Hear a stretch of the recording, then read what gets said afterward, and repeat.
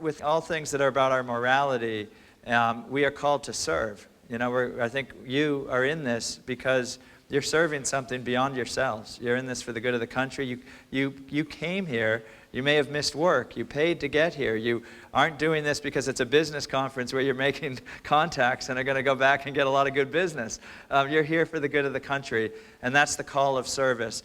And before we hear the call of the celebration of the 21st Amendment and open our reception and dinner and bar, we're going to hear a wonderful call to service from my friend and great American. He served in Iraq and Afghanistan. You're going to hear more about him in just a second from his mother, Doris Kearns Goodwin. That's my friend Joe Goodwin. Doris Kearns Goodwin, one of America's beloved and most astute and perceptive historians, commentators, and leaders, and member of American Promise Advisory Council, really wanted to be here tonight. But she has sent us a message, and she'll introduce Joe Goodwin now. So thank you again, and stay tuned. We'll hear our call from service from Joe, and then we will break for dinner and a reception, and I'll be back to tell you more about that. Okay, anytime. Good evening, and welcome to American Promise's first national conference. How I wish I could be there with all of you. Passing a 28th Amendment to overturn Citizens United is so important, and it is citizen leaders like you who will make this happen. I confess there is one citizen leader of whom I am particularly proud, my son, Joe Goodwin. After 9/11, having graduated from Harvard the previous June, he volunteered for the Army. He served his country in both Iraq and Afghanistan and was awarded the Bronze Star. And he has continued to serve his country back home. It is with that kind of service and responsibility that we will succeed to renew our democracy. Thanks to all of you for your service, and know that I am with you. And now, here's Joe to tell his inspiring story.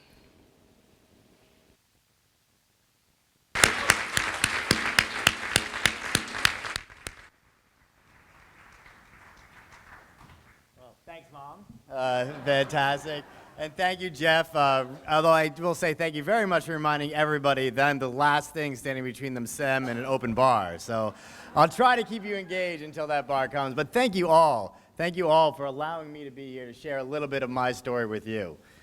My story, or this part of it, begins in August in Baghdad. And in spite of it being nearly 90 degrees, we were all shivering. Let me just get this out of the way. We were all shivering from the cold. Because earlier that day, it had been upwards of 130 degrees, and our bodies were just really confused and flummoxed by this huge shift in temperature. As my platoon patrolled, an explosion went off, rocking our decidedly unarmored Humvee. At once, my driver and I pushed out to the passenger side, pressing ourselves into the dirt of the road. The two Bradley fighting vehicles that were on the patrol, they maneuvered into a defensive position as we prepared for the follow-up ambush that we had come to expect. But after several tense minutes of breathing, of adrenaline, of fear and smoke, nothing happened. I got to my feet and cautiously edged to the blast site. I could see that the improvised grenade detonator had exploded, but it had failed to trigger the 4-foot artillery shell to which it was attached. Dumb luck. Had this IED worked as intended, we would have been vaporized. And all in all, this is a good day in Iraq in 2003. This is certainly not where I expected I would be. I grew up in an idyllic New England town with safe streets and safer career paths. Concord, Massachusetts is truly a storied place.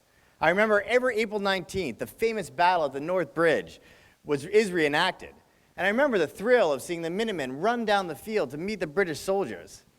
This act of defiance was truly the progenitor of the American instinct to stand up to tyranny, be it military, be it economic, or both.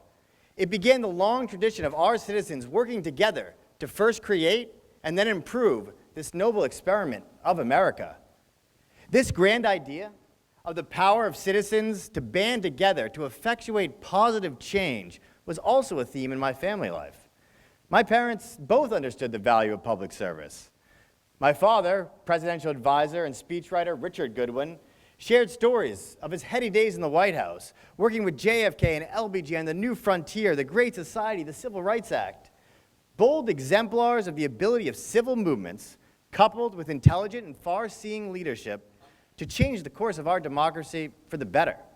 My mother, who you saw, presidential historian Doris Kearns Goodwin, she was known to talk aloud to Abraham Lincoln, Franklin, Eleanor, and Theodore Roosevelt as she worked on her biographies.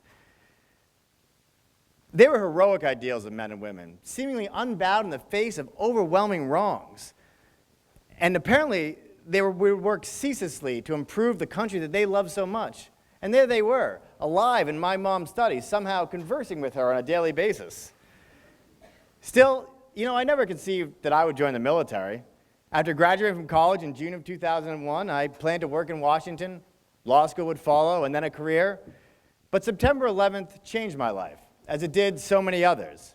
I was on a treadmill at the gym that morning when the images of the attack changed the whole temperature of that room. And really, those images altered the treadmill-like path that I had planned for myself. At that moment, I decided I drove to the nearest recruiting station and enlisted in the United States Army. And my decision came not from a sense of retaliation or anger, but from a clear sense that soon young people were going to be needed somewhere to do something. And deep down, I knew that it was my time to join with a cause that was bigger than myself. And I knew that whatever direction our great nation might take after those attacks, it was going to need the energy and activity of all of its citizens. And today, I see that my decision to volunteer played out, and really is still playing out, in the form of 3 timeless civic expectations for service. Prepare to serve, answer the call, call to others. Basic training. Basic training was, basic. We learned to fire weapons, survive gas attacks, administer first aid. We learned to follow orders. But above all, we learned in training, as would be reinforced in combat, to work together as a team, despite our differences. You had a gruff specialist from Boston, Massachusetts, side by side with a moon-eyed private from Kansas, a religious kid from Chicago's inner city, and the college kid raised in a cul-de-sac. It truly was a blending of regions, races, religions, and socioeconomic backgrounds. And you know what? We found that we shared the same emotions of fear, embarrassment, and elation when we confronted and later overcame our first obstacle course. We practiced hand-to-hand combat during the day, and then worked together at night cleaning dishes and washing toilets. And we all shared that same mixture of hatred and awe for the drill sergeant who made us run through the mud and grime with 35 pounds of equipment on our back. For me, in Iraq, those pressures of basic training almost seemed sophomoric, but it laid the framework for what we were to face in a combat zone. Because we had become a blended unit, we instinctively abandoned ego and entitlements. We moved beyond personal differences to achieve a higher common goal. Disagreements? Press on. Mistakes and blame? Press on. Injury? Press on. An entire year without a shower? Press on, albeit with a slight odor.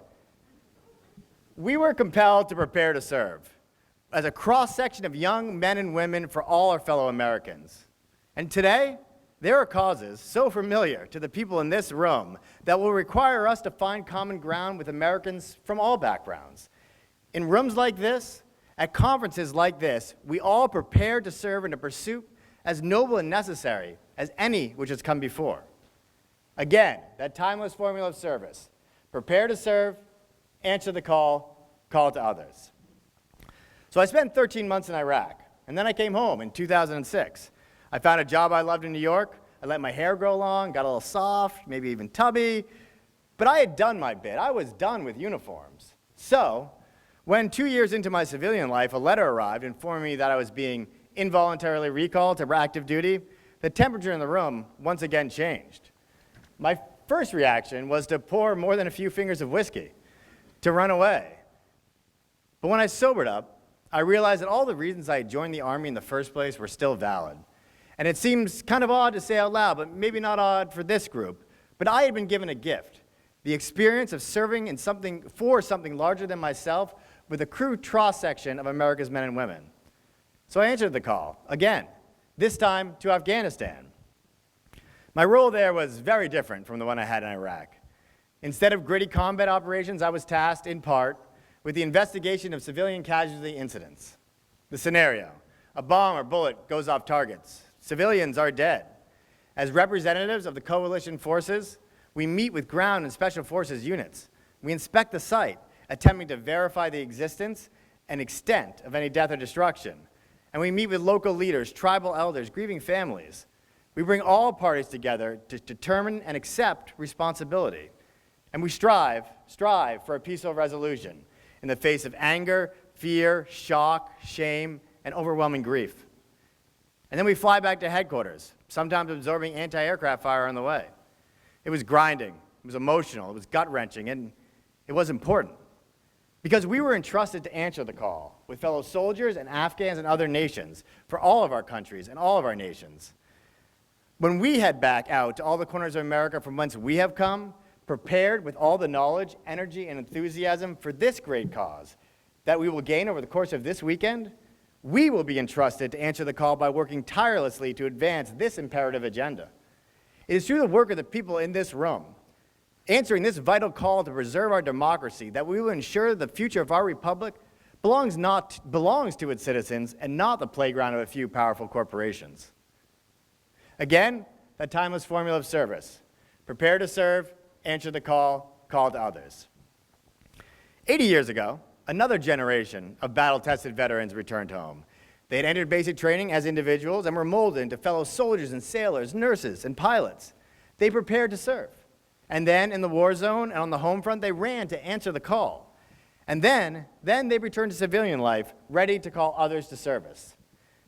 In the greatest generation's day, some 77% of America's representatives in city halls, state houses, and Congress had served in the armed forces.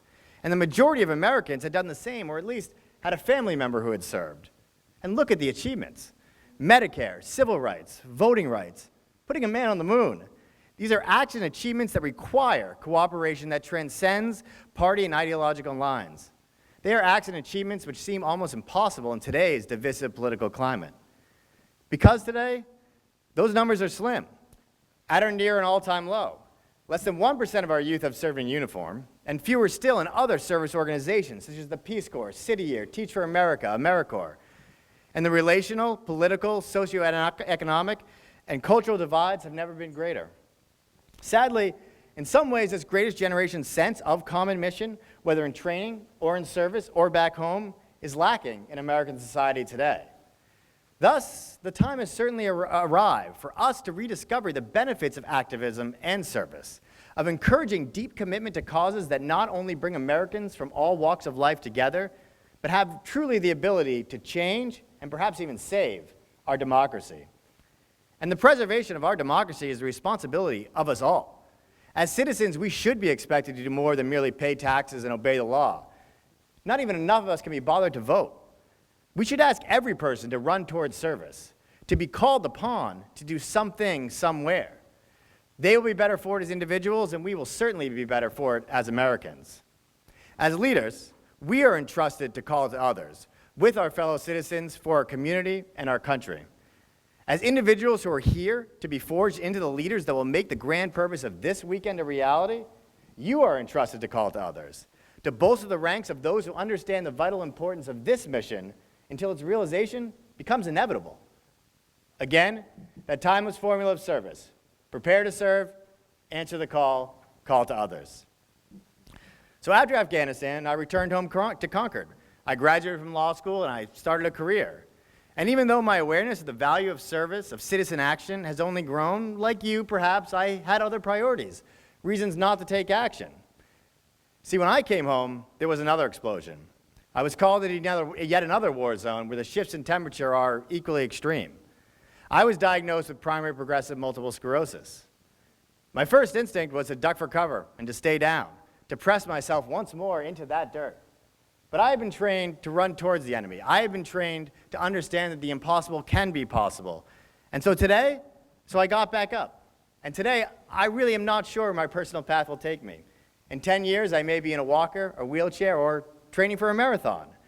But I refuse to be defined by this battle with MS. And instead, I focus on how blessed I am to be here with you at the beginning of a conversation such as this one. Yes, my time may be more limited than yours, but I know that we all have limits individually. I also know that neither my health nor the great work of American Promise is an individual battle. I hold tight to the knowledge that so many of you will continue to fight and preserve to protect this democracy, to join in an era of collective action that will ensure the survival of our noble democratic experience for centuries to come. It is here, in rooms like this, with people such as you, that we will safeguard the great American promise for our children and our grandchildren. This is not a task that we accomplish in a day, a month, or even a year. Even a cursory survey of past constitutional amendments shows what a long slog this really can be. But when I look out at the individuals in this room, I am gratified that so many of you, so many of my fellow Americans, have taken it upon themselves to take time out of their lives to come here to serve in this cause. I have little doubt that the knowledge gained and shared over the course of this weekend, the team that will be forged through our collaboration, will be invaluable as we then go forth to answer the call in our communities. And then we will be ready to call to the many others it will take to make this mission a reality. We will win a 28th Amendment to overturn Citizens United versus FCC so that people, not money, not corporations, not special interests, govern America. So let's get to work. Thank you very much.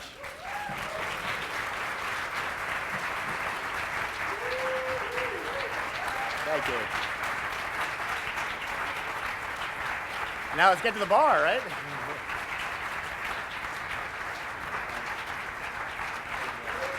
Awesome. Awesome. Thank you, Joe Goodwin.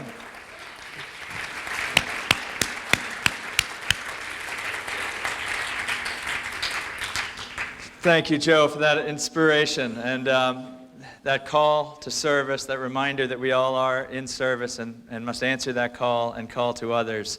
It's just wonderful to hear that message and to move forward together with it. We will have a bit of boot camp this weekend, but it will not be as hard as what Joe went through, but it hopefully will be as forging, as bringing us together, strengthening us for the work ahead.